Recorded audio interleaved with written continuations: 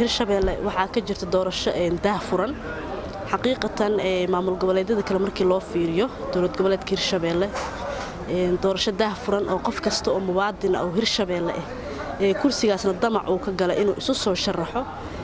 lagama reebin liiskii xaqiiqatan madaxweynaha iyo dhammaan madaxda hirshabeelle way ku mahadsan yihiin in muwaadiniinta hadday noqon lahaayeen gabar iyo hadday noqon lahaayeen dadkii ragga ahaa dhammaantood way ku qoran yihiin waa doorasho daahfuran doorashadaas waxaan isleenahay dhalinyaro ahaan maadaama dad dhalinyaro ah hadday noqon lahaayeen wiilal iyo hadday noqon lahaayeen dad aqoon-yahano ah guud ahaan anaga ka dhalinyaro ahaan dhalinyarada dowlad goboleedka hirshabeelle ama gobolka shabeellaha dhexe doorashadaas waxaan ka rajaynaynaa in ay noqoto doorasho ay ka soo baxdo xildhibaanada dowlad goboleedka hirshabeelle ay soo saaraano dadkii wax tari lahaa deegaanka hirshabeelle xaqiiqatan hirshabeelle uma baahna dad dib u dhac ku sameeynayo uma baahna hirshabeelle dad inta xilka qaataan guryahooda jiifta hirshabeelle uma baahna dad aan waxba u qabanin hirshabeelle waxay u baahan tahay xildhibaano waxtar leh xildhibaano markii la doorto aanan guryahooda la fariisanin deegaanka kula soo laabto deegaanka wuxuu u baahan yahay horumarin hadday noqon lahayd dhinaca dowladnimada iyo hadday noqon lahayd dhinaca waxbarashada iyo caafimaadka dowladda markay jirtaan waxaa lagu yaqaanaa waxyaabaha asaasiga ah in ay deegaanada ka jiraano hirshabeelle maadaama 4 sano hore ay ahayd socod barad hadeerna ay tahay wadadii saxda ahayd waxaan ka rajaynayaa xildhibaanada hirshabeelle anigu ugu faa'iideysanayo fursadan in ay soo saaraan xildhibaano tayo leh sidii horeba baarlamaankii labaad ee hirshabeelle baaqaan u jeedinay dhalinyarada shabeellaha dhexe in ay boqolkiiba boqol lagama jawaabi karo laakiin inay soo saareen xildhibaano dhalinyaro ah ee tayale ee aqoon-yahano ah hadday noqon lahayn baarlamaanka iyo dhinac kastaba haddana waxaan ka rajaynayaa baaqa dhalinyarada dowlad goboleedka hirshabeelle anigoo ku hadlaya magaca dhalinyarada dowlad goboleedka hirshabeelle in ay soo saaraan dad dhalinyaro ah dad oo maxay ahayd tolo aqoon leh dad deegaanka wax taraayo maadaama doorashada ay tahay 8 sanatar oo wax taraya deegaankan wax ku soo kordhinaya inay noqdaan bismillaahir rahmaanir rahiim alxamdulilaahi rabbil caalamiin wasalaatu wasalaamu calaa nabiyina muxamed wa calaa aalihi wasaxbihi wasallam anigu fikirkayga haddaan ka dhiibto doorashada iyo sidaan u arko horta doorashada si wanaagsan ay ku bilaabatay liiskii sidaan horeba ugu sii dhawaajinay inay cadaalad ku dhici doonto oo cadaalad ku soo saari doono madaxweynaha liiska si cadaalad oo aan loo kala harin cid kastoo soo sharaxday lagu soo daray ku soo baxay inta dhimanna waxaan rajaynayaa biidni illaahi albaari maadaama madaxweynaha uu go'aankaasi gaaray in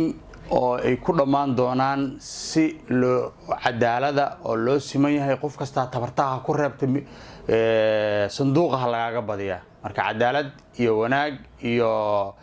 wax ka duwan waxaan ka dhicin Soomaaliya ayaan ka filaynaa biidni illaahi albaari inay ka dhacdo Hirshabeelle runtii haddii aan ka hadlo habsami socodka doorashada senatarnimo ee deegaan doorashadiisu ay tahay Hirshabeelle runtii saansaanta iyo dhaqdhaqaaqa iyo habka doorashada ay u socoto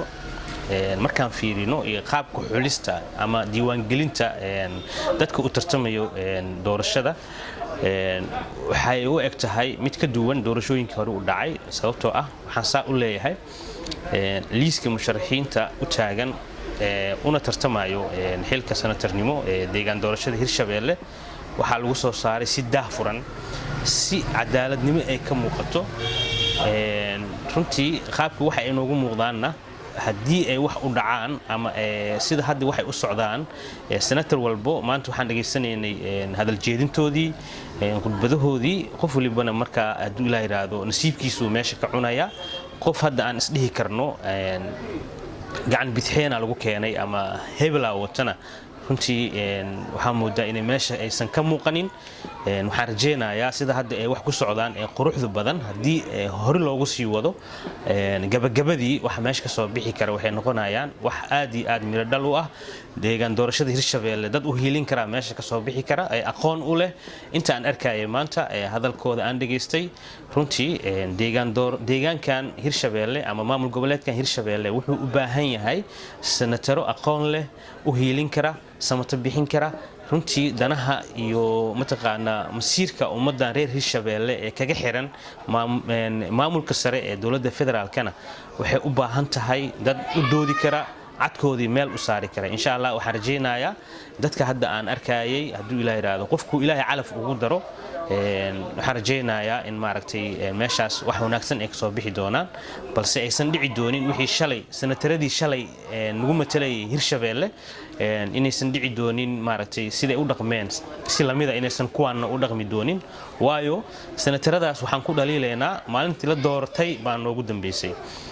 isbedel cusub baa loo baahan yahay isbedelka cusubna liiska iyo mataqaanaa dadka la soo saaray waan ka aragnaa balse waxaan u baaqayaa baarlamaanka Hirshabeelle in ay farta ku godaan